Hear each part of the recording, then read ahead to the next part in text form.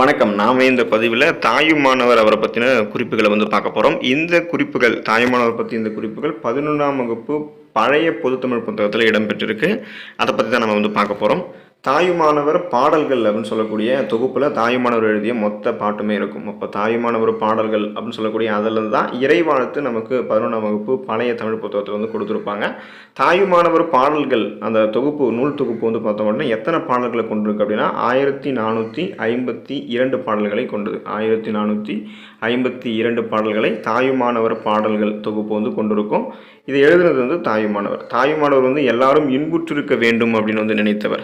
அப்போ அன்பர் பணி செய்ய ஆர்வம் கொண்டவர் தாயுமானவர். தாயுமானவர் எந்த ஊரில் பிறப்பார் அப்படின்னா வேதாரண்யம் அப்படின்னு நம்ம இப்போ சொல்லக்கூடிய திருமறைக்காடுன்றது பழைய பேர்.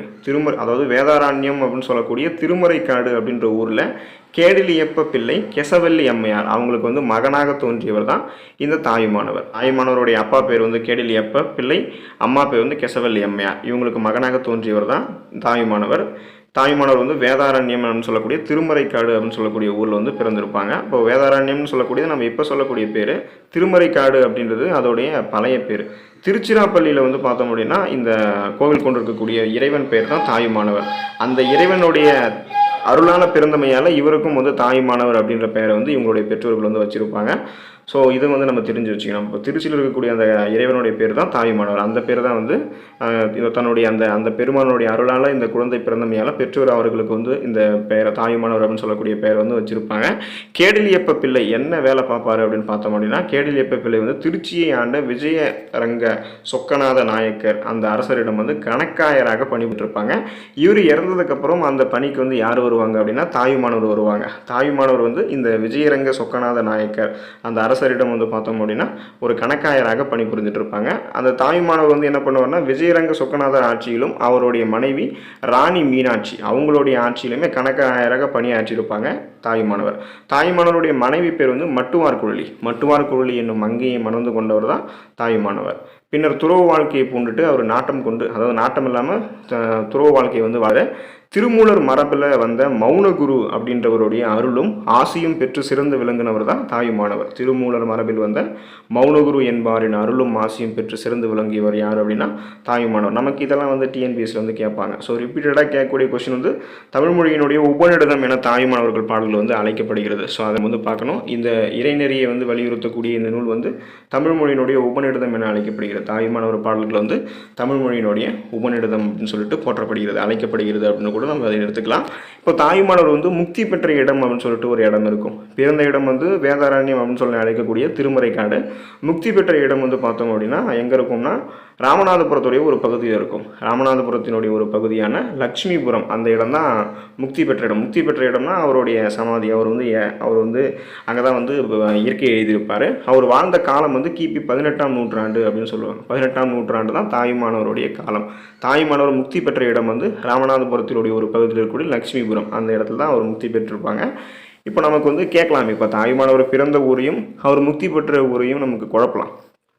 தாயுமானவருடைய பிறந்த ஊர் நம்ம நல்லா ஞாபகம் வச்சுக்கணும். வேதாரண்யம் அப்படின்னு சொல்லக்கூடிய திருமறைக்காடு அந்த ஊரில் தான் தாயுமானவர் பிறந்திருப்பாங்க.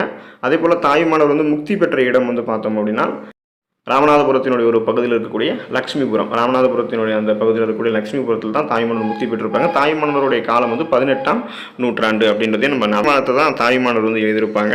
அல்படுத்த பழச்சுவையே கரும்பே தேனே ஆரமிர்தே என் கண்ணே அரிய வான பொருளனைத்தும் தரும் பொருளே கருணை நீங்கா பூரணமாய் நின்ற ஒன்றே புனித வாழ்வே கருதறிய கருத்ததனுள் கருத்தாய் மேவி காலமும் தேசமும் வகுத்து கருவி ஆதி விரிவினையும் கூட்டி உயிர் திரளை ஆட்டும் விழுப்பொருளே யான் சொல்லும் விண்ணப்பம் கேளே அப்படின்னு சொல்லிட்டு தாயுமானவர் இந்த இறைவானத்தை எழுதியிருப்பாங்க. அப்போ தாயுமானவர் பாடல்கள் தாயுமானவர் எழுதினது. அவங்க எழுதியிருக்கக்கூடிய அந்த பாடலில் 1452 பாடல்கள் இருக்குது. அந்த நூலில் 1452 பாடல்கள் இருக்குது. அந்த நூல் தமிழ் மொழியினுடைய உபநிடதம் அப்படின்னு போற்றப்படுது. தாயுமானவர் வேதாரண்யம் அப்படின்னு சொல்லக்கூடிய இடத்துல திருமறைக்காடு அப்படின்னு சொல்லக்கூடிய ஊரில் கேடிலியப்ப பிள்ளைக்கும் கெசவல்லி அம்மையாருக்கும் மகனாக பிறந்தவர். திருச்சியில் கோவில் கொண்டிருக்கக்கூடிய இந்த இறைவன் பேர் தான் தாயுமானவர். அந்த கேடலியப்ப பிள்ளை வந்து திருச்சியை ஆண்ட விஜயரங்க சொக்கநாதன் நாயக்கர் அந்த அரசர்கிட்ட கணக்காயராக பணிபுரிவார். அவருடைய மறைவுக்கு அப்புறம் தாயுமானவர் அந்த பணிக்கு வருவாங்க. விஜயரங்க சொக்கநாதருடைய ஆட்சியிலும் அவருடைய மனைவி ராணி மீனாட்சி ஆட்சியிலும் கணக்காயராக வந்து பார்த்தோம் அப்படின்னா தாயுமானவர் பணிபுரிவாங்க. மட்டுவார் குழலி அப்படின்னு சொல்லக்கூடிய மங்கையை வந்து தாயுமானவர் மணப்பாங்க. அதுக்கப்புறம் துறவு வாழ்க்கை பூண்டுடுவாங்க. திருமூலர் மரபில் வந்து மௌனகுரு அப்படின்னு சொல்லக்கூடிய அருளும் மௌனகுரு அப்படின்றவருடைய அருளும் ஆசையும் பெற்று சிறந்து விளங்கியவர் தாயுமானவர். இவர் வந்து முக்தி பெற்ற இடம் வந்து ராமநாதபுரத்தில் இருக்கக்கூடிய அந்த லக்ஷ்மிபுரம் அப்படின்னு சொல்லக்கூடிய ஊர். அந்த ஊர் வந்து அங்கே தான் முக்தி அடைஞ்சிருப்பாங்க. 18ஆம் நூற்றாண்டு தாயுமானவருடைய காலம். ஸோ இந்த தகவல் 11ஆம் வகுப்பு தமிழ் புத்தகத்தில் இருக்குது. இது பற்றின தொடர்ந்து தகவல்கள் டிஎன்பிசி சம்மந்தமான தகவல்கள் கிளாஸ் நீங்கள் பார்க்குறதுக்கு நம்மளுடைய மான்ஸ்டர் டிஎன்பிசி சேனலை சப்ஸ்கிரைப் பண்ணி வச்சுக்கோங்க. இந்த வீடியோவை உங்களுக்கு தெரிஞ்சவங்களுக்கும் ஷேர் பண்ணிவிடுங்க. நன்றி.